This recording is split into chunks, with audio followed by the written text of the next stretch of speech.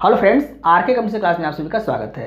आज की वीडियो में हम एसएससी जीडी 2022-23 के मैथ के प्रैक्टिस सेट थर्ड को डिस्कस करने वाले हैं। इससे पहले मैथ का 2 प्रैक्टिस सेट आ चुका है। यदि आपने उस वीडियो को अभी तक वॉच नहीं किया हुआ है तो आप उसे प्लेलिस्ट में वॉच कर सकते हैं।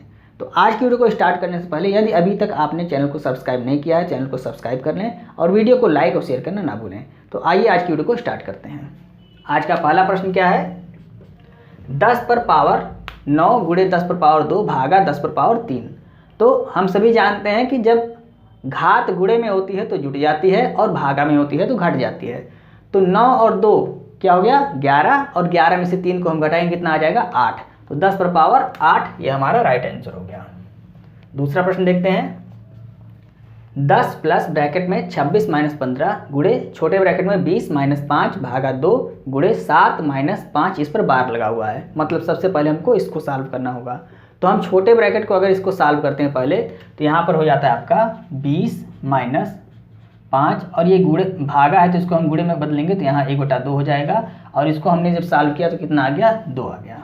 2 से 2 कट जाएगा, यहाँ आपका 5 बचा और यहाँ 20 है। तो इसको अगर आप सॉल्व करते हैं कितना आता है? 15 आ जाता है। मतलब इस छोटे ब्रैकेट में आपका कितना आ गया?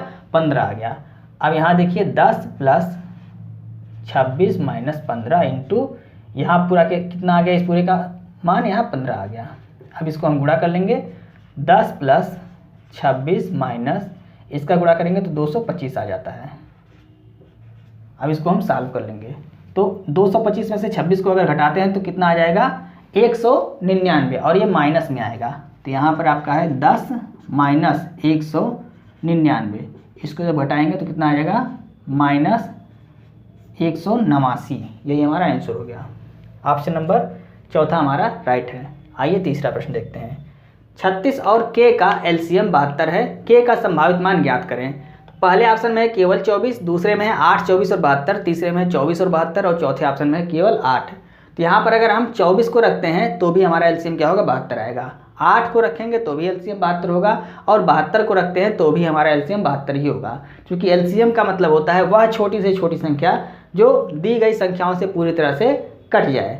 तो यहाँ पे अगर हम 8 रखते हैं तो यहाँ 8 9 72 ही होगा। अगर 72 से हम कुछ कम रखते हैं तो वो 36 से नहीं कटेगा। तो 8 का भी यहाँ रखने पर एलसीएम 72 होगा, 24 रखने पर भी एलसीएम 72 होगा, और 72 रखने पर तो एलसीएम 72 होगा ही। तो ऑप्शन नंबर हमारा दूसरा सही हो जाएगा। 8, 24 और 72 तीनों संभावित मान के हो सकते हैं। आइए प्रश्न 14 देखते हैं। 2 संख्याएं तीसरी संख्या से क्रमशः 30% और 60% अधिक हैं। दोनों संख्याओं का अनुपात क्या होगा? तो तीसरी संख्या को हम क्या मान लेते हैं? 100 मान लेते हैं, और दूसरी संख्या और पहली संख्या क्रमशः 30% अधिक है तो पहली हो गई 130, और दूसरी 60% है तो यह हो गई 160। ये तीनों का अनुपात हो गया। शून्य को हम काट देते हैं। हमसे पूछ रहा है तो दोनों संख्याओं का अनुपात, मतलब पहली और दूसरी का अनुपात क्या आ गया यहाँ पे? 13:16। यही हमारा आंसर हो गया। 13:16 ऑप्शन नंबर दूसरा राइट हो गया। आइए नेक्स्ट प्रश्न देखते हैं। 5वां प्रश्न देखते हैं। एक शहर की आबादी में लगातार 2 वर्षों में 10% और 20% की वृद्धि हुई, किंतु तीसरे वर्ष इसमें 25% की कमी हुई। तीसरे वर्ष की जनसंख्या और 3 वर्ष पूर्व की जनसंख्या में अनुपात हमको निकालना है। तो हम मान लेते हैं 3 वर्ष पूर्व की जनसंख्या क्या थी? x थी। अब इसमें क्या हो रहा है? 10% की और 20% की वृद्धि हो रही है 2 वर्षों में। तो वृद्धि मतलब 100 में 10 को ऐड करके बटा 100 लिखेंगे, और 100 में 20 को ऐड करके बटा 100 लिख देंगे। और तीसरे वर्ष 25% की कमी हो रही है तो 100 में से हम 25 को घटा के 75 आ गया बटा 100 लिख देंगे। अब ये इसको हम जब सॉल्व कर लेंगे इस चीज़ को तो ये आ गया 3 वर्ष बाद जनसंख्या, और 3 वर्ष पूर्व की जनसंख्या क्या हमने माना है? x माना था। तो इन्हीं दोनों का अनुपात हमको निकाल लेना है। x हो गया, x 3 वर्ष पूर्व का हमने माना है, और 3 वर्ष बाद ये पूरा घटने के बाद और वृद्धि होने के बाद की जनसंख्या हो गई। अब काट देंगे हम। 1 0 से 1 0 कट गया, इससे 1 0 ये कट गया, और x से x कट गया। 25 3 75 और 25 चौके 100, 4 3 12, 3 त्रिक 9, इधर हो गया कितना? 3 त्रिक 9 और 11 9 99, और अनुपात ये 100 बचा हुआ ये इधर चला जाएगा। कितना आ गया हमारा? 99:100। यही हमारा आंसर हो गया, 99:100। आइए 6वां प्रश्न देखते हैं। एक लड़के के पास कुल 60 रुपये हैं, जिसमें 5, 6 और 8 के अनुपात में 1 रुपये 50 पैसे और 25 पैसे के सिक्के शामिल हैं। 25 पैसे के सिक्कों की संख्या हमको ज्ञात करनी है। तो 1 रुपये 50 पैसे और 25 पैसे के सिक्के हैं लड़के के पास। किस अनुपात में है? 5:6:8। मतलब 1 रुपये के 5 सिक्के, 50 पैसे के 6 सिक्के और 25 पैसे के 8 सिक्के हैं। टोटल रुपए यहाँ पर दे रहा है 60 रुपये। तो जब रुपए में दे रहा है तो इन सिक्कों को भी हम रुपए में कन्वर्ट कर लेंगे। कैसे कन्वर्ट करेंगे? तो 1 रुपये के 5 सिक्के हैं तो कुल कितने रुपए हो गए? 5 हो गए। प्लस 50 पैसे के 6 सिक्के हैं तो कुल कितने रुपए हो गए? 3 हो गए। और 25 पैसे के 8 सिक्के हैं तो कुल कितने रुपए हो गए? 2 हो गए। ऐड करेंगे 5 और 5 10। टोटल यहाँ पे ऐड करने पे अनुपात का अनुपातिक जोड़ कितना आ रहा है? 10। और यहाँ टोटल कितना दिया हो? 60। तो इसकी तुलना आप किससे करेंगे? 10 से करेंगे। निकालना है 25 पैसे के सिक्कों की संख्या कितनी है? यहाँ पे 8 है। अनुपात क्या दिया गया है? 8 दिया गया है। 8 से हम गुणा कर देंगे, 0 से 0 कट गया और 8 6 48। यही आ गया हमारा 25 पैसे के सिक्कों की संख्या। ऑप्शन नंबर दूसरा हमारा राइट आंसर है। आइए नेक्स्ट प्रश्न देखते हैं। 7वां प्रश्न देखते हैं। पृथ्वी राजधानी एक्सप्रेस से दिल्ली जा रही है जो 6 मिनट की देरी से चल रही है। ड्राइवर इसकी गति को 4 किलोमीटर प्रति घंटे बढ़ाता है। ऐसा करने से ट्रेन अगले स्टेशन जो कि 36 किलोमीटर दूर है पर समय से पहुंचती है। ट्रेन की वास्तविक गति ज्ञात करें। ये इंपॉर्टेंट क्वेश्चन है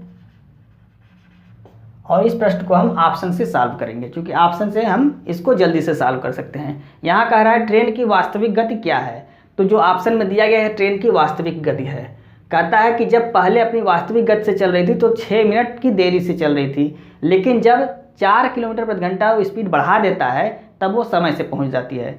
मतलब हम समय निकालेंगे दोनों में, जब वास्तविक गति से चल रहा था और जब 4 किलोमीटर बढ़ाने पर चल रहा था। अगर दोनों में 6 मिनट का अंतर आ जाता है तो वही हमारा आंसर हो जाएगा। जैसे देखिए, तो समय बराबर क्या होता है? समय बराबर होता है दूरी बटे चाल। दूरी कितना है? 36 किलोमीटर। और चाल हम मान लेते हैं पहला कि 20, प्रारंभिक चाल क्या थी? 20। अब चूंकि यह किलोमीटर में है, यह किलोमीटर है, तो हमको क्या निकालना है? मिनट में निकालना है। तो हम यहाँ 60 से क्या करेंगे? गुणा कर देंगे। 20 तियाँ 60, 3 छक 18 और 3 त्रिका 9 1 10, मतलब 148 मिनट यह आ गया। दूसरा अगर हम इसी का निकालते हैं 4 किलोमीटर बढ़ाकर, तो 36/24 गुणे 60, 12 दूनी 24, 12 पंजे 60 और 18 से ये कट जाएगा और 18 पच्चीस 90 मिनट।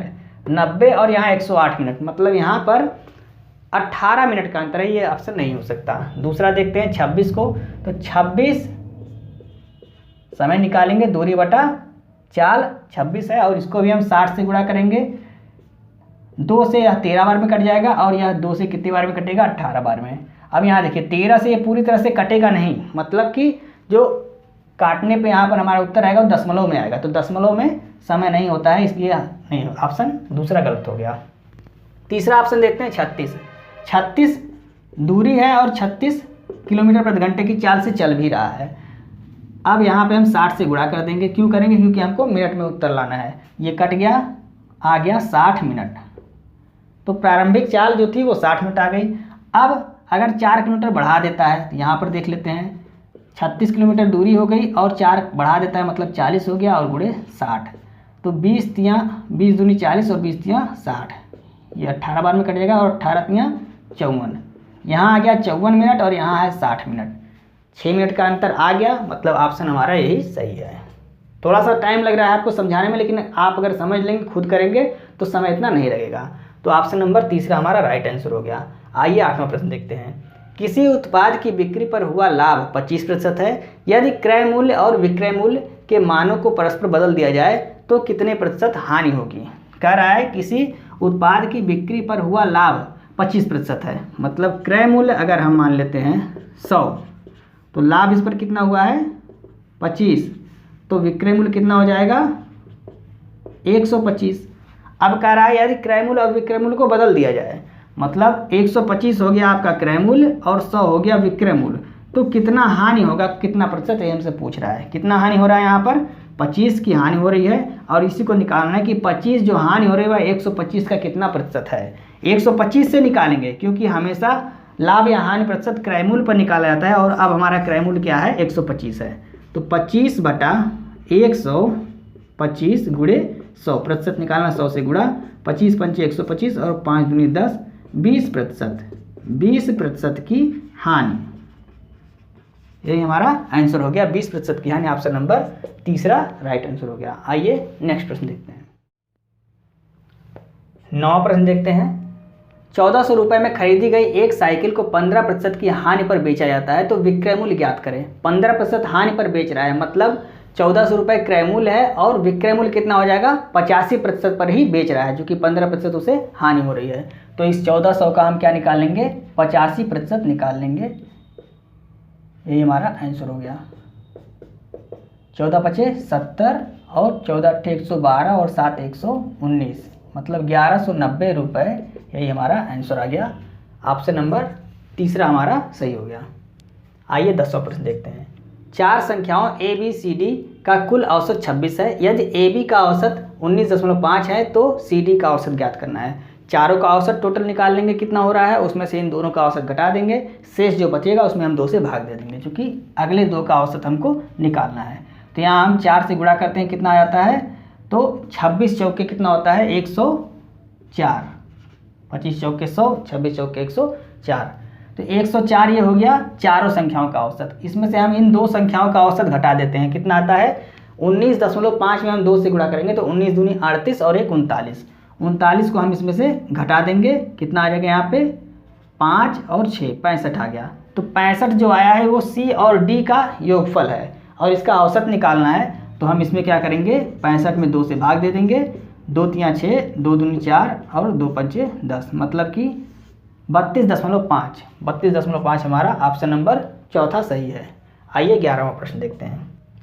यदि 5 प्रेक्षणों x, x+3, x+4, x+6 तथा x+7 का माध्य 11 है तो अंतिम 3 प्रेक्षणों का माध्य ज्ञात कीजिए। तो 5 का औसत कितना है, 11 है, तो 11 पचे 55 टोटल हो गया। इनका योग करेंगे तो यहाँ पे आप देखिए प्लस सीधे यहीं पे कर देते हैं, प्लस सब में कर देते हैं और यहाँ पर भी प्लस। तो 1 2 3 4 5, 5x ये आ गया और प्लस में 4 3 7 और 7 6 13 और 13 7 20, ये हो गया बराबर 11 पचे 55 आ गया।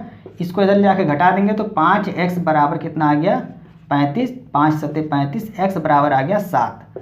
अब यहाँ देखते हैं अंतिम 3 का हमें औसत ज्ञात करना है, तो ये तीनों हैं अंतिम। तो x+4 में हम 7 जोड़ेंगे तो 7 4 11, प्लस में 7 और 6 13, प्लस में 7 और 7 14/3, 4 3 7 1 8 और 1 2 3 38/3। यही हमारा आंसर हो गया। दशमलव में दिया है, काट देंगे तो 3 1 कम 3 और 3 दूनी 6, 3 6 18, इस तरह से आता जाएगा। तो यहाँ पर हम क्या कर देते हैं, 7 कर देते हैं, 12.67। यही हमारा आंसर हो गया, ऑप्शन नंबर दूसरा। आइए नेक्स्ट प्रश्न देखते हैं। 12वां प्रश्न देखते हैं। रघुवीर द्वारा 12 टेस्ट में प्राप्त अंकों का औसत 25 है। रुमेला का अब तक का औसत 23 अंक है, लेकिन उसने केवल 8 टेस्ट दिए हैं। रुमेला को रघुवीर के औसत के बराबर जाने के लिए शेष 4 टेस्ट में कितना औसत अर्जित करना होगा। तो टोटल है 12 टेस्ट, 12 टेस्ट में कितना औसत है, 25, जिसमें से रुमेला ने 8 टेस्ट में कितना प्राप्त किया है, 23 अंक प्राप्त किया है, मतलब औसत 8 टेस्ट का कितना है, 23 है। अब कह रहा जो शेष 4 टेस्ट बचा हुआ है उसमें कितना औसत अर्जित करे कि इसके बराबर हो जाए, यही हमको निकालना है। बस पूछने का तरीका थोड़ा सा बदल दिया है। तो 4 1 कम 4, 4 दूनी 8 और 4 3 12, चूँकि ये अनुपात में है तो इसको हम काट देंगे।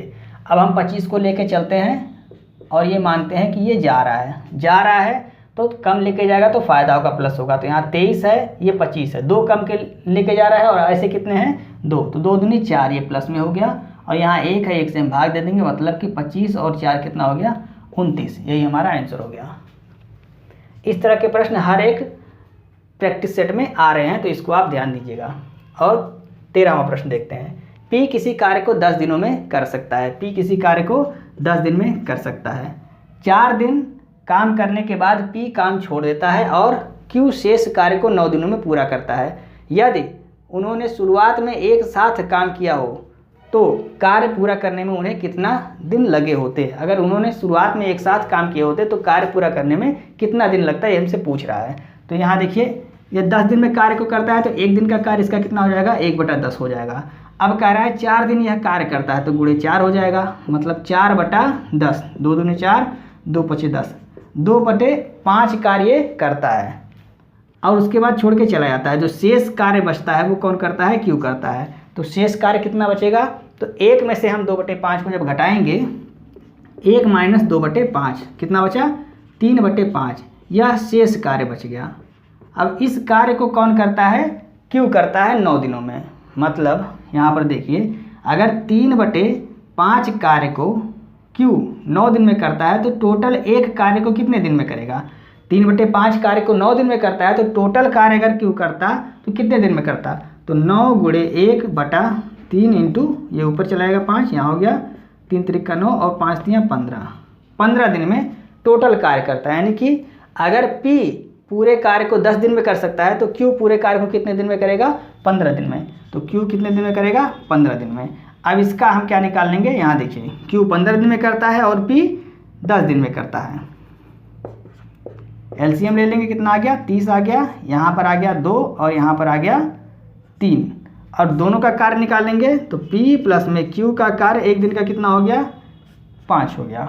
और दोनों मिलके अगर कार्य को करते तो कितने दिन में करते, टोटल कार्य कितना है, 30 है, तो 30 कार्य टोटल है। और दोनों एक दिन में कितना कार्य कर रहे हैं, 5 कार्य कर रहे हैं, तो 5 से हम भाग दे देंगे, 5 6 के 30, मतलब 6 कार्य दोनों 6 दिन में पूरा कर रहे थे टोटल कार्य को।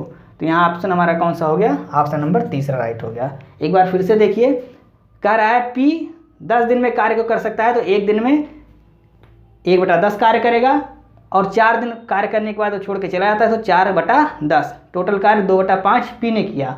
बाकी शेष कार्य जो बचा 3/5, एक में से इसको घटा देंगे तो 3/5 कार्य Q करता है, कितने दिन में, 9 दिन में करता है। तो Q पूरा कार्य कितने दिन में करेगा, हम निकाल लेंगे। तो एक से यहाँ हम 3/5 कार्य 9 दिन में करता है तो एक कार्य कितने दिन में करेगा, तो यहाँ आ गया 15 दिन में पूरा कार्य करता है। अब Q 15 दिन में करता है पूरे कार्य को, P 10 दिन में पूरे कार्य को करता है। यहाँ इसका एलसीएम ले लेंगे तो 30 आ गया। यह 30 जो आता है ये टोटल कार्य होता है, तो इसका यहाँ से भाग देंगे तो 2 दिन, Q 2 दिन में काम, मतलब एक दिन में 2 कार्य करता है, और P एक दिन में 3 कार्य करता है। तो P प्लस Q एक दिन में कितना कार्य करेंगे, दोनों को ऐड कर लेंगे, 5 कार्य करेंगे। टोटल कार्य हमारा 30 है, तो 5 से हम भाग देंगे तो 6 दिन में दोनों मिलके एक साथ कार्य को पूरा कर लेंगे। ऑप्शन नंबर तीसरा हमारा राइट आंसर हो गया। आइए नेक्स्ट प्रश्न देखते हैं। 14वां प्रश्न देखते हैं। P और Q एक कार्य को क्रमशः 12 दिन और 16 दिन में पूरा कर सकते हैं। वे एक साथ 4 दिन तक कार्य करते हैं। कार्य का कितना भाग शेष रह जाता है। तो P कितने दिन में करता है, P करता है 12 दिन में और Q करता है 16 दिन में किसी कार्य को। दोनों का एलसीएम ले लेंगे तो 16 तियाँ 48, तो 12 चौक 48, यहाँ 4 हो गया, और 16 तियाँ 48, यहाँ 3 हो गया। ये कैसे आ रहा है, अगर आपको समझ में नहीं आ रहा है तो 12 से जब इसमें भाग देंगे तो 4 बार जाएगा, तो मतलब एक दिन का कार्य कितना हो गया, 4 हो गया। और 16 से इसमें भाग देंगे तो 3 बार जाएगा, मतलब एक दिन का कार्य 3 हो गया। तो दोनों का एक दिन का कार्य कितना हो गया, तो P प्लस Q कर देंगे, यहाँ पर भी P प्लस Q करेंगे तो 7 हो गया। अब कह रहा है कि 4 दिन दोनों एक साथ कार्य करते हैं, तो 4 से हम क्या करेंगे, गुणा कर देंगे, 7 चौक 28 कार्य, टोटल 28 कार्य वो करते हैं। तो कह रहा है कितना कार्य शेष बचा हुआ है, टोटल कार्य कितना है, 48 है, और बचा कितना, तो 48 में से जब हम 28 को घटाएंगे तो बचेगा कितना, 20 कार्य शेष बचा हुआ है। तो वही कह रहा है कार्य का कितना भाग शेष बचा हुआ है, तो 20 बचा हुआ है, और कितने में से, 48 में से काट देंगे तो 4 पंचे 20 और 4 एकम 4, 4 दूनी 8, मतलब 5/12 भाग शेष बचा हुआ है। तो ऑप्शन नंबर तीसरा हमारा राइट आंसर हो गया। आइए 15वां प्रश्न देखते हैं। एक महिला ने प्रत्येक वर्ष के प्रारंभ में 5% चक्रवृद्धि ब्याज की दर से ₹200 का निवेश किया। दूसरे वर्ष के अंत में उसकी कुल निवेश की राशि कितनी होगी। यहाँ पर देखिए प्रश्न को आप ध्यान से समझिएगा। कह रही है प्रत्येक वर्ष के प्रारंभ में वह निवेश कर रही है कितना, ₹200 का। तो पहले वर्ष का चक्रवृद्धि ब्याज और साधारण ब्याज दोनों समान होता है, मतलब इस 200 पर उसे कितना ब्याज मिलेगा, 5% ब्याज मिलेगा। तो 200 का 5% कितना हो गया, 5 दूनी 10, ₹10 उसे ब्याज मिला। तो मूल दूसरे वर्ष के लिए यह भी आपका और यह भी दोनों पर ब्याज मिलेगा। 200 भी है, चूँकि चक्रवृद्धि ब्याज है ना, तो 200 प्लस में 10 हो गया 210। ये तो हो गया उसका जो पहले वर्ष उसने निवेश किया था उस पर ₹210 हो गए। अब जब दूसरे वर्ष का शुरुआत हो रहा है तब फिर से वह ₹200 निवेश कर रही है, क्योंकि प्रत्येक वर्ष ₹200 निवेश कर रही है, मतलब ₹200 उसने और निवेश किए। टोटल उसका दूसरे वर्ष के प्रारंभ में कितना रुपए हो गया निवेश का, 410 हो गया। अब उसके अंत में यहाँ पूछ रहा है कि दूसरे वर्ष के अंत में उसकी कुल निवेश की राशि हो जाएगी, कितनी हो जाएगी, तो शुरुआत में कितना था 410, अंत में उसको 5% क्या मिलेगा, चक्रवृद्धि ब्याज भी मिलेगा। मतलब यह ब्याज है, ब्याज पर भी ब्याज, चक्रवृद्धि ब्याज हो गया। तो अब 410 का हम क्या निकाल लेंगे, 5% निकाल लेंगे। 5 एकम 5 और 5 चौक 20, यानी कि 10 है नीचे तो एक अंक पे दशमलव हो गया। 20.5 उसे ब्याज मिलेगा। तो टोटल राशि कितनी हो जाएगी, 410 प्लस में 20.5 बराबर 430.5। यही हमारा आंसर हो जाएगा। ऑप्शन नंबर दूसरा हमारा राइट आंसर हो जाएगा। हर एक वर्ष वह 200 रुपये निवेश करती है और चक्रवृद्धि ब्याज हमको निकालना है। तो चक्रवृद्धि ब्याज का मतलब ब्याज पर भी ब्याज हमको देना पड़ेगा। टोटल आंसर हमारा कितना आ गया, 430। आइए नेक्स्ट प्रश्न देखते हैं। 16वां प्रश्न देखते हैं। यदि किसी त्रिभुज का परिमाप 28 सेंटीमीटर है, इसकी अंतः त्रिज्या 3.5 सेंटीमीटर है, तो इसका क्षेत्रफल ज्ञात कीजिए। तो त्रिभुज हम बना लेते हैं। ये त्रिभुज हो गया ABC और इसके अंदर एक वृत्त है और इसकी त्रिज्या क्या दिया हुआ है, 3.5, मतलब r बराबर क्या दिया हुआ है, 3.5। अब हमको निकालना है इस त्रिभुज का क्षेत्रफल। तो कैसे निकालेंगे, तो यहाँ देखिए ये 3 त्रिभुज बन गया, एक त्रिभुज ये, एक त्रिभुज ये और एक त्रिभुज ये, 3 त्रिभुज है। तो इसका हम क्या निकालेंगे, क्षेत्रफल निकालेंगे। तो त्रिभुज का क्षेत्रफल बराबर क्या होता है, अगर हम केवल इतने को लेते हैं 1/2 आधार गुणे ऊंचाई। तो 1/2 आधार क्या है, BC है और ऊंचाई है r। इसी तरह से इसका हम निकालेंगे तो 1/2 r इंटू यहाँ पर हो जाएगा AB। और इसी तरह से इसका निकालेंगे तो 1/2 r इंटू क्या हो जाएगा, AC। अब यहाँ से 1/2 r को हम जब कॉमन ले लेंगे तो 1/2 r ये कॉमन हो गया, अंदर बचेगा BC प्लस में BA प्लस में AC और ये हो गया परिमाप। तीनों का योग क्या होता है, परिमाप। तो बराबर 1/2 इंटू r का वैल्यू है 3.5 इंटू इसका परिमाप का वैल्यू कितना है 28। 14 दूनी 28, इसको काट देंगे। यहाँ आ गया आपका 14 पचे 70 और 14 तियाँ 42 और 7 49, यानी 49.0, मतलब 49 हमारा आंसर हो गया। 49 सेंटीमीटर स्क्वायर। ऑप्शन नंबर पहला राइट आंसर हो गया। आइए 17वां प्रश्न देखते हैं। एक वृत्त और उसके अंदर निर्मित A भुजा वाले वर्ग के बीच सन्निहित क्षेत्रफल ज्ञात कीजिए। मतलब एक वृत्त है और इसके अंदर एक वर्ग है और सन्निहित क्षेत्रफल मतलब यह जो बचा हुआ भाग है इसका क्षेत्रफल हमको ज्ञात करना है। तो वृत्त का क्षेत्रफल और में से हम वर्ग के क्षेत्रफल को घटा देंगे तो ये हमारा क्या आ जाएगा, सन्निहित भाग का क्षेत्रफल। भुजा A हमको दिया है और अगर वर्ग का भुजा A है तो वर्ग का विकर्ण क्या हो जाता है, √2a, और वर्ग का विकर्ण ही वृत्त का व्यास होता है। तो वृत्त का व्यास क्या हो गया, √2a। तो वृत्त की त्रिज्या क्या हो जाएगी, /2, यानी कि r बराबर यहाँ से हो गया √2/a/2, ये r हो गया। a बराबर यहाँ दिया हुआ है। तो अब वर्ग का क्षेत्रफल क्या हो गया, भुजा स्क्वायर। तो ये हो गया वर्ग का क्षेत्रफल। वर्ग का क्षेत्रफल बराबर भुजा स्क्वायर हो गया। और वृत्त का क्षेत्रफल बराबर πr²। r का वैल्यू है यहाँ पर देखिए, तो पाई और r का स्क्वायर करेंगे तो एक बार लिख लेते हैं √2a/2 का स्क्वायर। यहाँ पर आपका आ गया पाई, इसका वर्ग करेंगे तो 2 हो जाएगा इंटू a²/2 दूनी 4, 2 से 2 बार में कट गया तो πa², यहाँ है πa²/2। ये आ गया वृत्त का क्षेत्रफल πa²/2।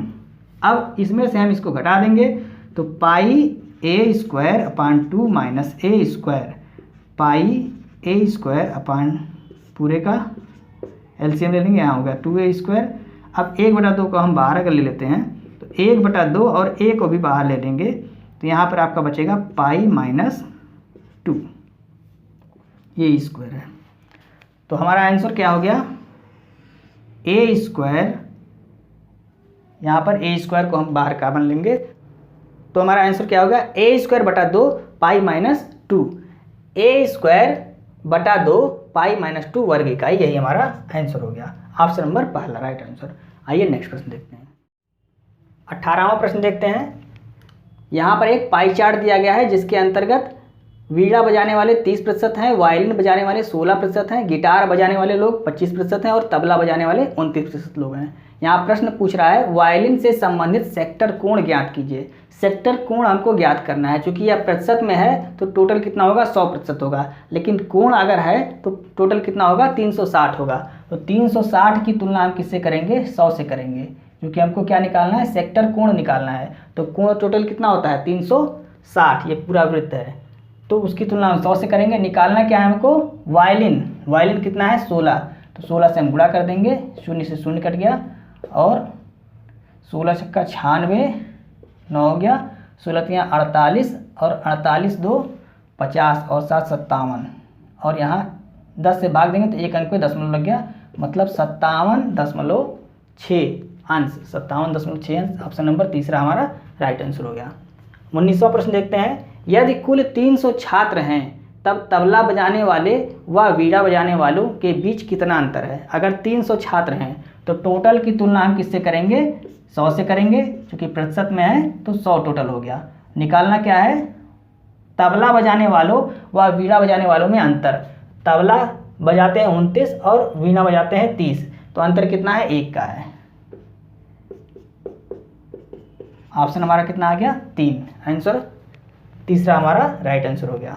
20वां प्रश्न देखते हैं, यहाँ पर एक आरेख दिया गया है और प्रश्न कह रहा है दिए गए आंकड़े कंपनी ABC द्वारा पिछले वर्ष निर्मित वाहन इंजनों की संख्या की सूचना देते हैं।